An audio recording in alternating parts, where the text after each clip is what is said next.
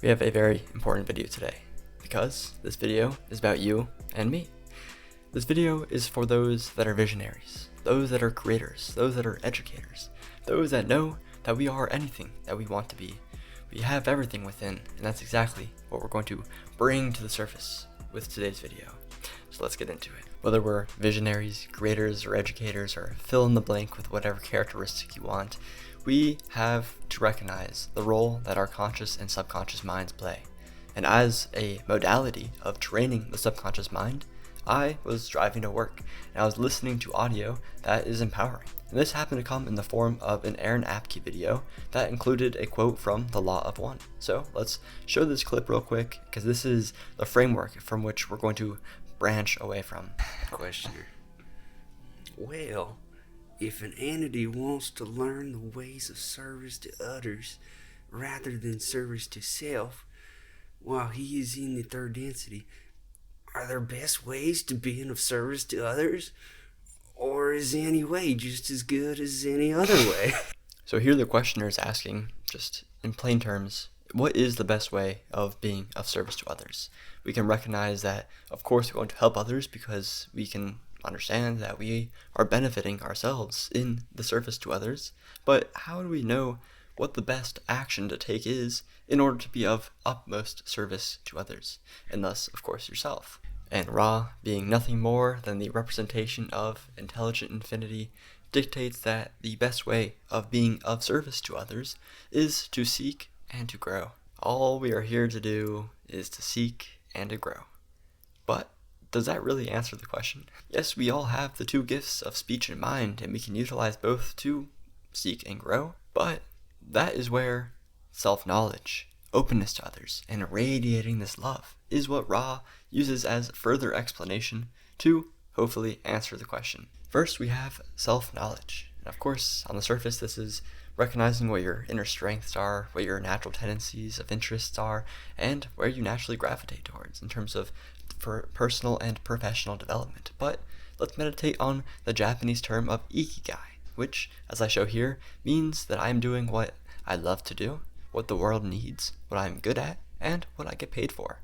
Sounds great, but you may be thinking, how do I know what I love to do, what the world needs, what I'm good at, and what I can get paid to do?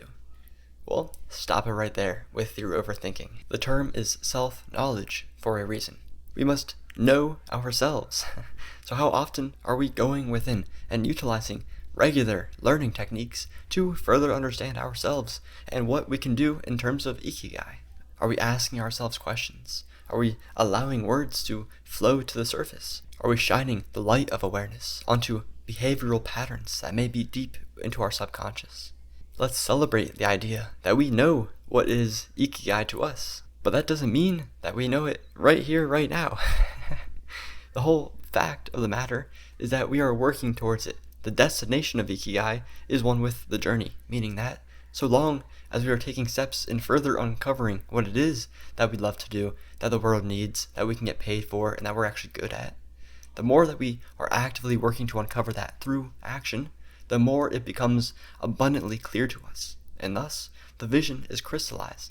And then we can live from the feelings of that vision that is now crystallized, making the whole journey even that much easier.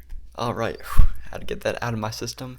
Moving right along to the next one, we have openness to others. So, just as we have begun that bridge of incidents, of going within and beginning that journey of uncovering that which we love to do, that which we're naturally gravitating towards, that which we can get paid for, etc.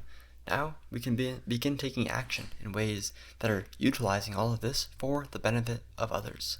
We're providing value through others, whether we're creators, the visionaries, or the educators, or whatever else.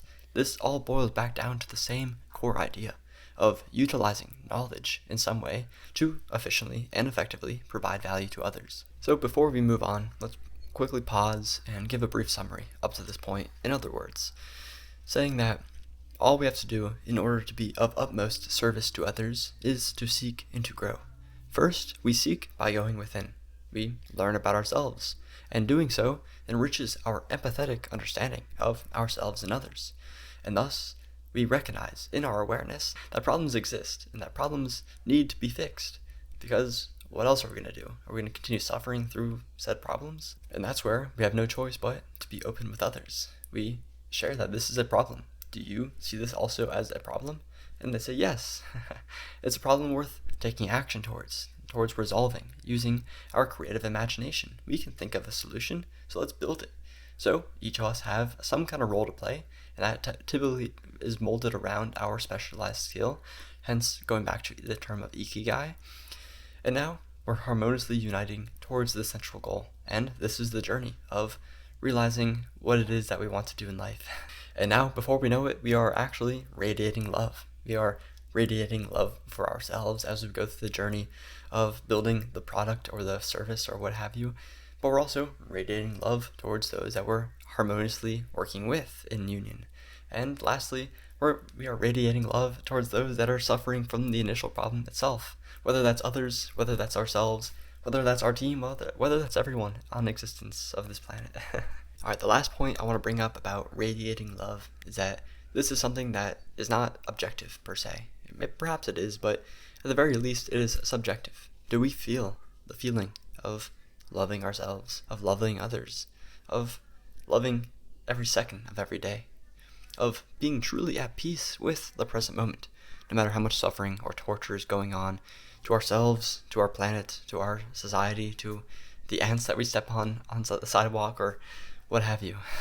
As we reclaim this peace within, and this internal stability, we allow the external to unite with the internal. We are thus guided towards the destination, whatever that may be, by ways that are not clear to us, and they don't need to be clear. So long as we are programming our subconscious mind to take in information that is in harmony with something that we claim to be valuable, then we'll continue living our lives, focusing our conscious awareness on perhaps a thin sphere compared to how much could potentially be filling our senses every second of every day.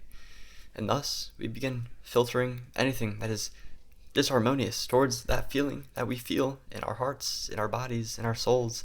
That is the radiating of love. And so, if something is disharmonious towards that feeling of love, whether that be people, environments, circumstances, or information, then all we gotta do is take action to eliminate, to block it, to steer in the opposite direction. There's countless options that we can do, so long as we are actually living in the present moment and being aware of what we choose to take in, what we choose to act upon.